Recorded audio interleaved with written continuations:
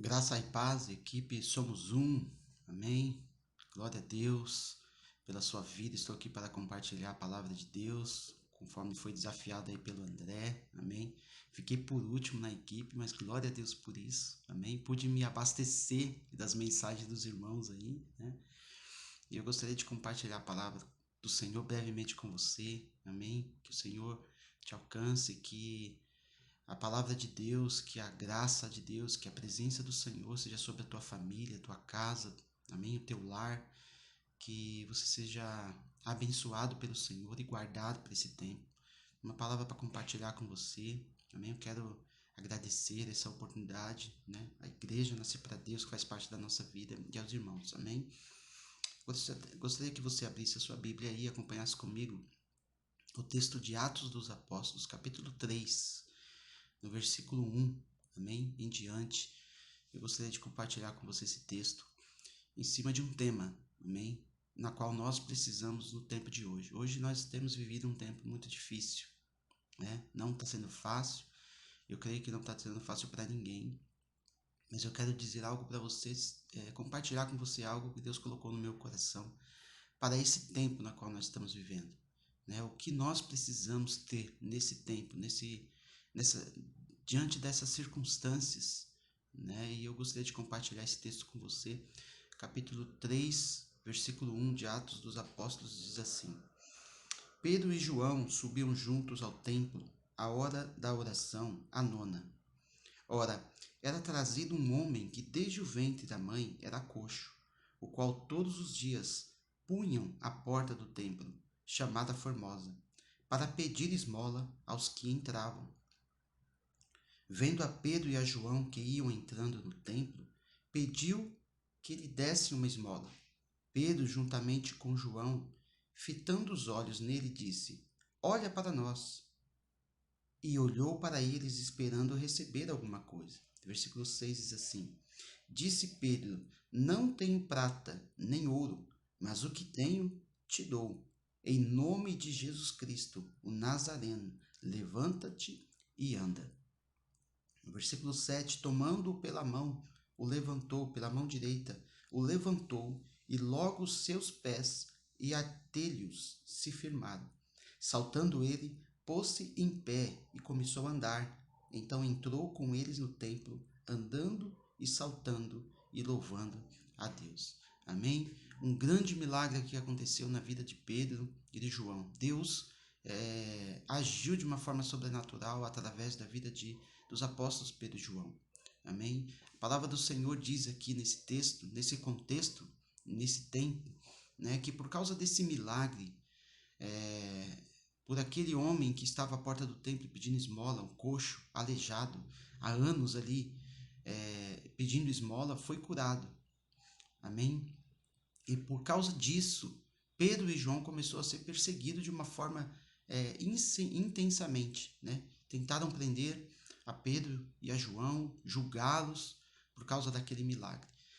Existem dois tipos de pessoas, né, nesse texto aqui. Pessoas que creem, aqueles que creem e aqueles que não creem no milagre.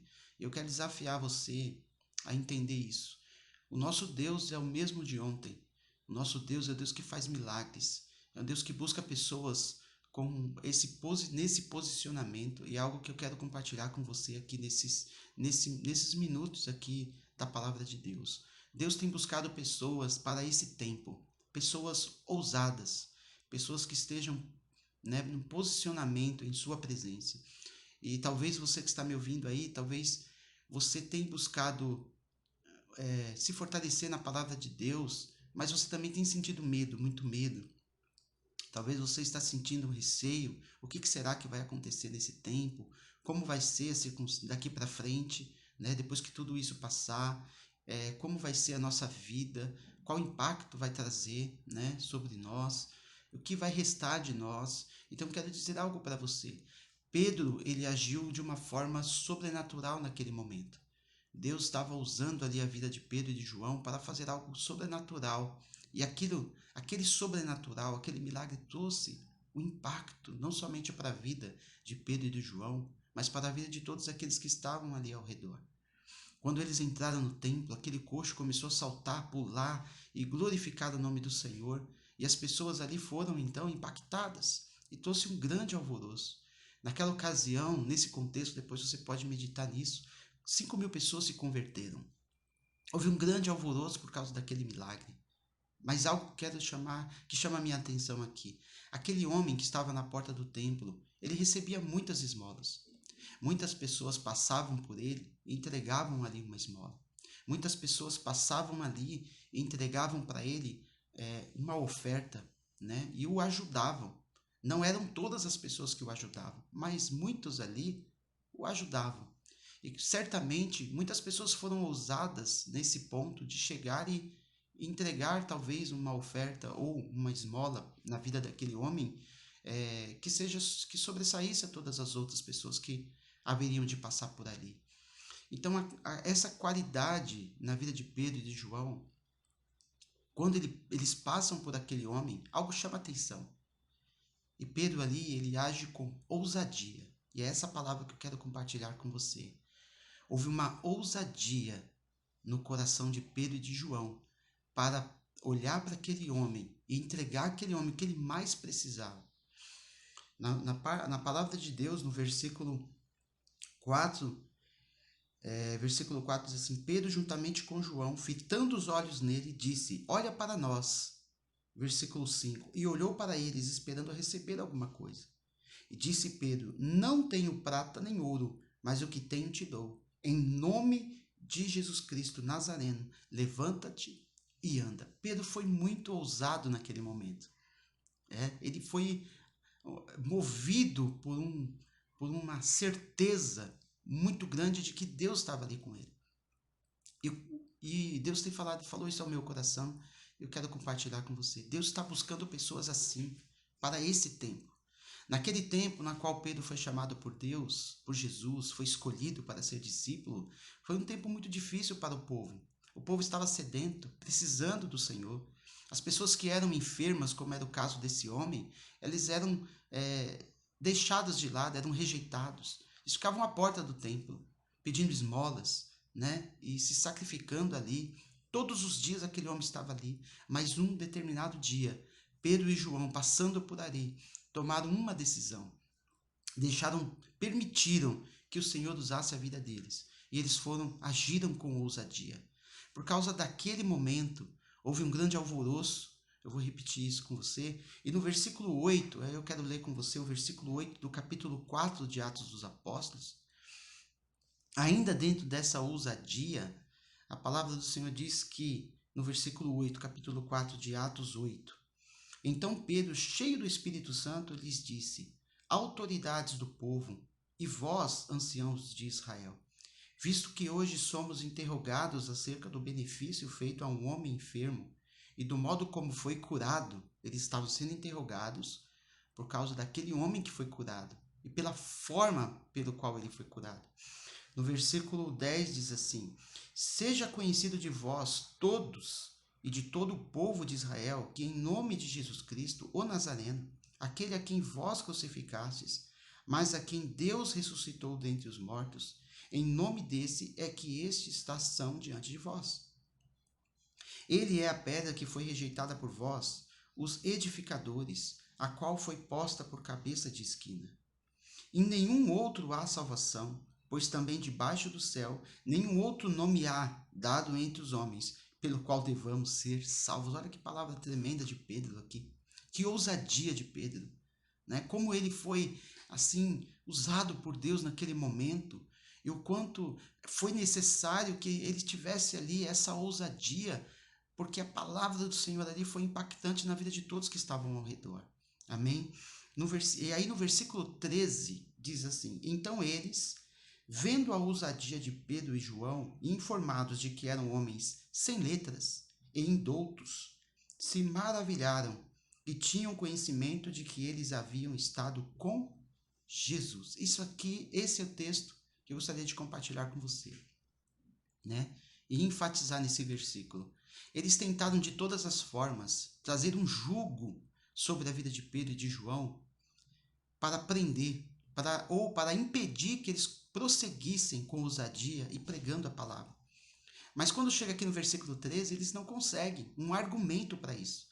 Pedro, ele foi muito ousado em falar que a salvação só vem por intermédio de Jesus, que a restauração, que aquele homem foi curado não foi pelo poder que havia em Pedro e João, mas foi pelo poder de Deus agindo no nome de Jesus. Então quero compartilhar algo para você, compartilhar isso com você. Pedro e João foram ousados. E tem uma palavra nesse texto aqui, em algumas versões, que eu gosto muito, que nessa versão que eu estou lendo, a palavra do Senhor diz que eles foram ousados, mas em algumas versões, a palavra que é definida aqui na vida de Pedro e João é intrepidez. O que é intrepidez? Intrepidez é uma característica de ousadia. É uma atitude de quem é ousado. É um atrevimento para o bem, vamos dizer assim. Então, muitas pessoas ali foram ousadas no sentido de ajudar aquele homem, trazendo uma oferta ou um benefício para aquele homem. Mas Pedro e João, eles agiram de uma forma que sobressaiu sobre as atitudes de todos que haviam passado por ali. Pedro e João olharam para aquele homem e, fitando os olhos nele, disseram: eu não tenho prata e nem ouro para te dar, mas o que eu tenho te dou. Levanta e anda. Amém? Então quero dizer algo para você. Deus está te chamando para agir com ousadia na sua casa, na sua família, para esse tempo. Quero declarar essa palavra sobre você, que você não tenha medo. Não tenha medo. Lance o amor do Senhor, lança fora todo medo. Lança sua ansiedade, sua preocupação diante do Senhor. E que o Senhor possa te levantar nesse tempo com ousadia, com muita ousadia, para profetizar sobre a tua casa, para declarar a paz de Deus sobre o teu lar, para declarar milagres e o poder de Deus, a cura do Senhor. Se você tem enfrentado alguma enfermidade, que você possa declarar essa verdade sobre a tua casa, a cura do Senhor no nome de Jesus, porque só o nome dele cura, só o nome dele restaura. Amém?